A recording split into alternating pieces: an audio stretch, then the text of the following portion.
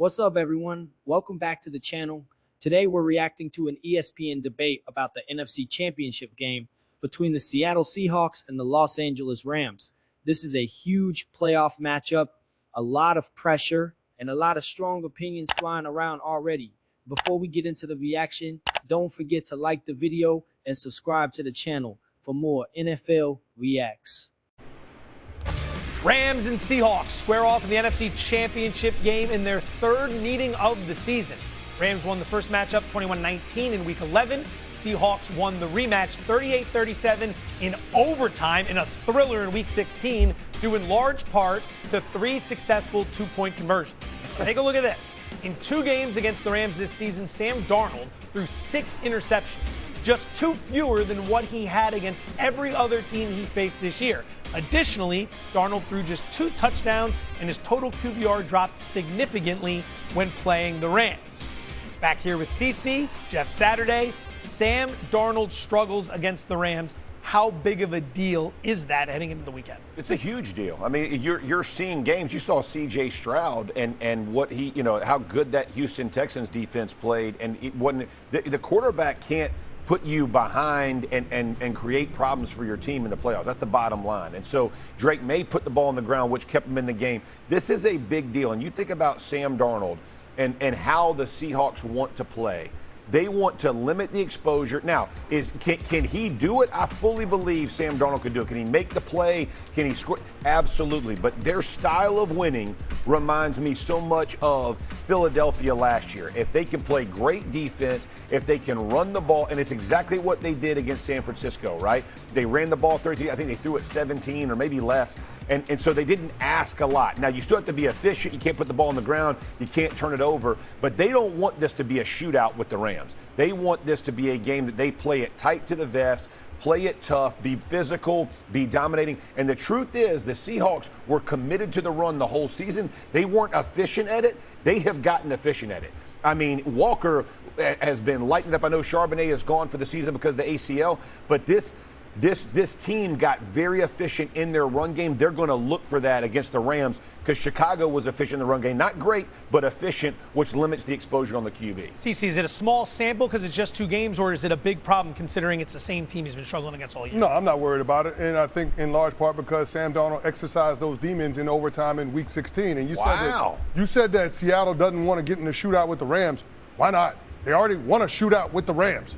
Matt Stafford in that game threw for 457 and 3 touchdowns, had one of the best games of his season. Yet, in the fourth quarter and overtime, that Seattle Seahawks defense shut the faucet off. 3 straight 3-and-outs and a 48-yard field goal that got pushed wide right in the fourth quarter, which ended up opening the door for Seattle to push it to overtime. A lot of mistakes made. Sure. And a 2-point conversion that no one knew was a 2-point conversion. It took 3 minutes to figure out it was a 2-point conversion. I appreciate that, but let's keep some perspective on that. Let me help you out with this one, Jeff. Okay. And this is what you told me earlier in the season. You better Stephen A. me. These are your words, Here we not go. mine. All right, here we go. More important than Early on, they're really focused on Sam Darnold's struggles against the Rams. And honestly, that's understandable. When a quarterback has thrown that many interceptions against one team, people are going to talk about it. In the playoffs, mistakes feel bigger. And you can tell there's already concern about whether Darnold can protect the ball in a game this important. turnovers in today's NFL is explosive plays. That's a fact. No team has a better explosive play differential than the Seattle Seahawks. That's true. All right? They're good at creating explosive plays, and they don't let the opponents have explosive plays. That's true. So when it comes to their ability to be able to generate explosive plays, when it comes to their ability to be able to create negative plays with takeaways, turnovers, and their ability to force opponents to be one-dimensional by stopping the run, number 1 defense when it comes to opponent yards per rush, the Seattle Seahawks present a lot of problems for the LA Rams. So I know we frame it as how concerned are we with Sam Darnold. I'm not concerned about it because I know the team that Sam Darnold is bringing to the party. And to me, it's much more complete, much more balanced than what Matt Stafford and Sean McVay have at their disposal. Stephen A., jump on in here. Miss me with all of that. I ain't trying to hear none of that this morning. None of it, CC. And I'm going to tell you why. All of those things could be true. It's still coming down to Darnold. It's still coming down to Darnold. Now, I was on TV yesterday, and I said this. Sam Darnold against everybody else in the National Football League over the last 2 years. 28-4. 57, I'm just saying, 57 touchdown passes, 30 turnovers, all right, a 103.6 passer rating. 4 games against the Rams, he's 1-3. Yeah. 1-3. With 8 turnovers, 6 interceptions. I'm just telling you, this year, 6 interceptions, all right, in the 2 games. I'm looking at it coming down to Sam Darnold. I think that Seattle's going to make some noise. Their defense is obviously going to neutralize the run. Williams is going to have a long afternoon in all likelihood running against this defense. I got it. You got to believe in Jigba and others are going to get off. You understand that, okay? But I watched the Los Angeles Rams team that put up 37 points in Seattle, that accumulated over 500 yards of offense in Seattle. I'm saying NFC Championship game on the line, pressure breaks pipes. It's the same Sam Darnold who played against the 49ers. Is that brother? I mean, and really, how much pressure was on you? You beat them 41-6. You know they couldn't do but so much. Debo ain't there anymore. You didn't have Kittles. Ayuk ain't there right now. He hurt. All you had was C-Mac and Jennings. You weren't going to be able to do but so much against Seattle anyway. You got Los Angeles now with Devontae and Puka and the crew. I got to see what Sam Darnold's going to do when you press his back against the wall because an opposing team is going to score some points. I got to see it. Let's see what happens. Stephen A., why was round 3 of 49ers Seahawks in Seattle in the divisional round? Because they lost the regular season finale. Okay, but the biggest reason why they lost was a 3rd down completion for Sam Darnold down the stretch to ice the game. So let's not frame it as Sam Darnold being some passenger on Seattle's team. This dude has I'm not saying that. He's been playmaking all season long in that. As the conversation goes on, I like how the focus shifts to Seattle as a team, not just Darnold. The Seahawks defense keeps coming up, and that matters a lot. If your defense can stop the run and limit big plays, it takes pressure off the quarterback. It feels like Seattle doesn't need Darnold to be amazing. They just need him to be solid and not mess things up. That game that I talked about, the last game that he played against the Rams, which Seattle won, he outplayed They ain't trying to have him as a passenger. Hold on, let me finish. The Rams want him driving the bus, and they want to see what's going to happen when the weather's in the way. You're saying you trust Matt Stafford more, and I'm telling you, in the 4th quarter and overtime of the last matchup they played, Sam Darnold outplayed Matt Stafford, the presumptive MVP. That's regular season. That's regular season.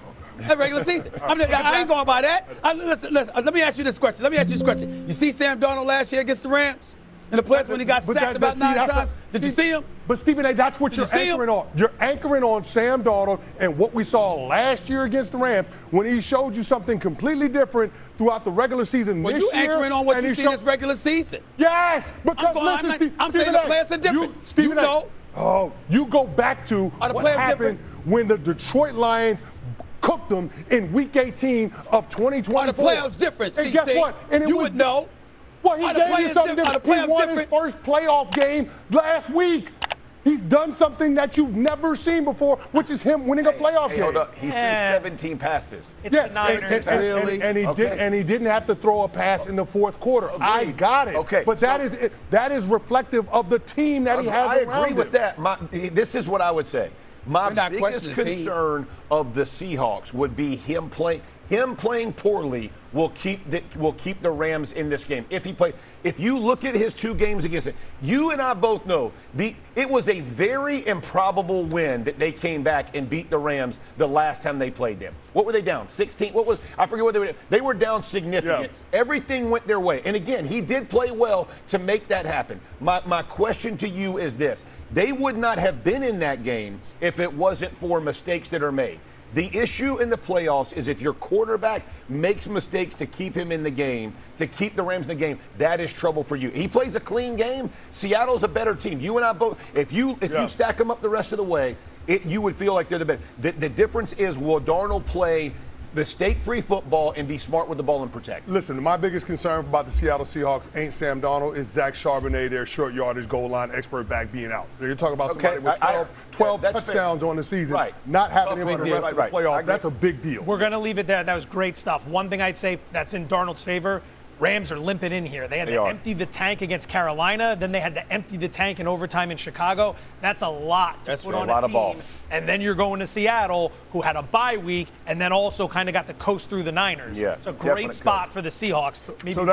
Maybe we're laying the points. So that's another excuse for Stephen A. not to believe in Sam Darnold. I did not say that. I am moving catching on. the wounded Rams. Fernando Mendoza. I don't think it's a lack of belief. I don't think it's a lack of belief. I just want to see him do it when it counts. Mendoza likely to go from 2-star recruit to first overall pick. Are we convinced that the Indiana quarterback will be a franchise QB at the next level? And following Jimmy Butler's crushing injury last night, will this be a franchise-altering moment for Steph Curry and the Warriors? Don't go anywhere. First Take's back in a flash. Overall, this debate comes down to one thing. Can Sam Darnold stay calm and play clean football when everything is on the line? Seattle looks like the more balanced team, especially on defense, but playoff games have a way of exposing mistakes fast. If Darnold avoids turnovers, the Seahawks have a great chance to win. If not, the Rams can absolutely take advantage. Let me know what you think about this matchup and this debate in the comments. And make sure to like the video and subscribe to the channel for more NFL reactions and playoff content.